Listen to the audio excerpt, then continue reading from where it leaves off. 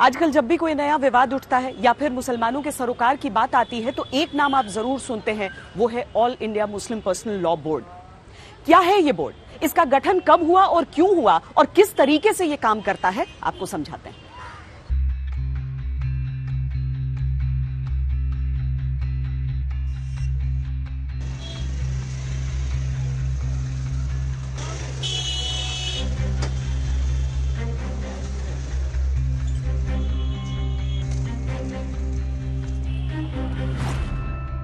All India Muslim personal law board Bharat में मुसलमानों की ऐसी प्रतिनिधि संस्था मानी जाती है जो मुसलमानों के मुद्दों के निपटारे के लिए मुस्लिम कानून या शरीयत की वकालत करती है। भारत में मुसलमानों के सिविल मामले मुस्लिम पर्सनल लॉ शरीयत एक्ट 1937 से गवर्न किए जाते हैं। ये मुसलमानों की शादी, मेहर, तलाक, मेंटेनेंस, वक्फ, प्रॉपर्टी और विरासत से जुड़े होते हैं। मुसलमानों के अनुसार शरीयत में इन मुद्दों से जुड़े तमाम सवालों के जवाब दिए गए हैं, इसीलिए इनके निपटारे भी शरीयत के जरिए ही होने चाहिए। 1972 में उस वक्त की जो सरकार थी, कांग्रेस की गवर्नमेंट, वो एक कानून ला रही थी पार्लियामेंट से। वो कानून था अडॉप्शन के ऊपर में। मुसलमानों का कहना यह था कि भाई अडॉप्शन इस्लाम में वो उस अंदाज में जायज़ नहीं है जिस अंदाज में गवर्नमेंट ला रही है।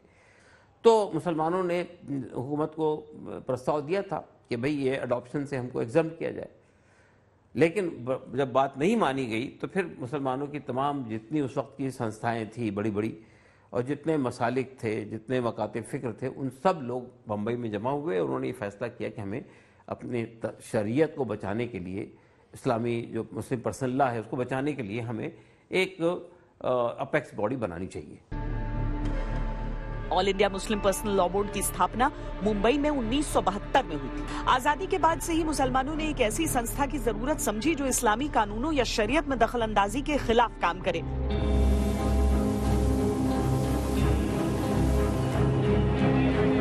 देवबंद में इसकी पहली मीटिंग हुई और all India Muslim personal law board बनाया गया। All India Muslim personal law board मुसलमानों की अपेक्स बॉडी है। उसमें जितनी बड़ी संस्थाएं हैं वो सब उसमें रिप्रेजेंट करती है, जितने बड़े बड़े मदरसे हैं वो सब उसमें रिप्रेजेंट करते हैं, जितने मुसलमानों के अलग अलग स्कूल ऑफ थॉट्स हैं वो सब उसमें रिप्रेजेंट करते हैं। ये फैसला किया गया कि all India Muslim personal law board, जहाँ एक तरफ बाहर से जो शरीयत पे हमला हो रहा है, चाहे अदालतों के फैसलों के ज़रिए से या हुकूमत के किसी कानून के ज़रिए से, उसको हम रेजिस्ट करेंगे। और दूसरी बात यह कि मुस्लिम माशरे की सामाजिक सतह के ऊपर में इस्लाह का काम करेंगे, रिफॉर्म का काम करेंगे।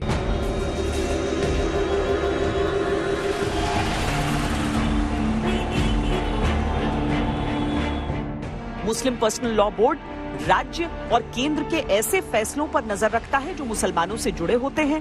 बोर्ड समय समय पर अपने सुझाव भी देता है और मुसलमानों को शरीयत को अपने इस्लामिक स्कॉलर्स, सेमिनार्स और मीटिंग्स के जरिए जागरूक भी करता है।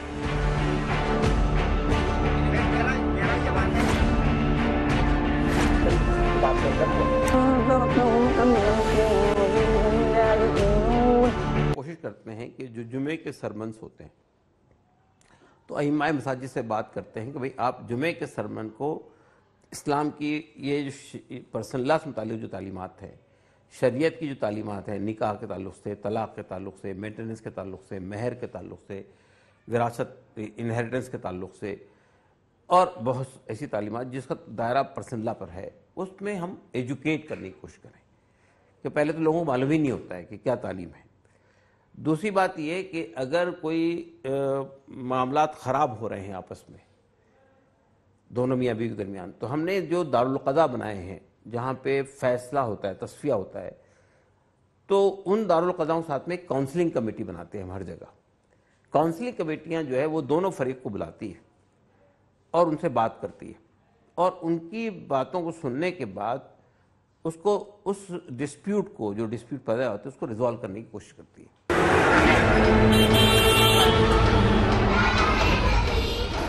लेकिन मुसलमानों से जुड़े कई ऐसे मामले भी हैं जिन्हें लेकर संविधान और शरीयत आमने सामने है। 2017 में ट्रिपल तलाक को पहले ही सुप्रीम कोर्ट ने गैर कानूनी करार दे दिया था।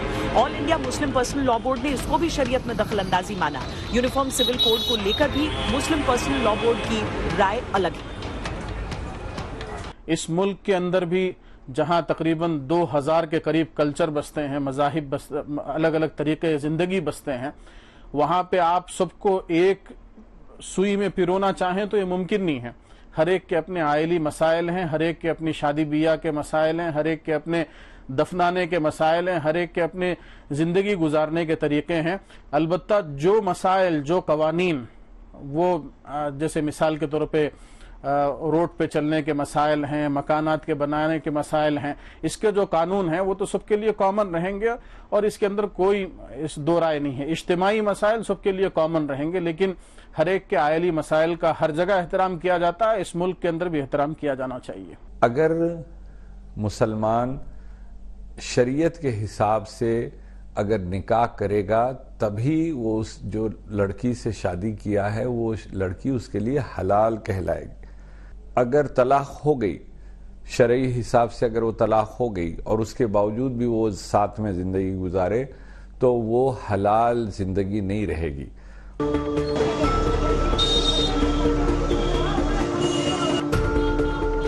हाल के दिनों में सरकार ने जब लड़कियों की शादी की उम्र को 18 साल से बढ़ाकर 21 साल कर दिया, तब मुस्लिम पर्सनल लॉ बोर्ड ने इसको भी निजी आजादी में दखल अंदाजी बताया।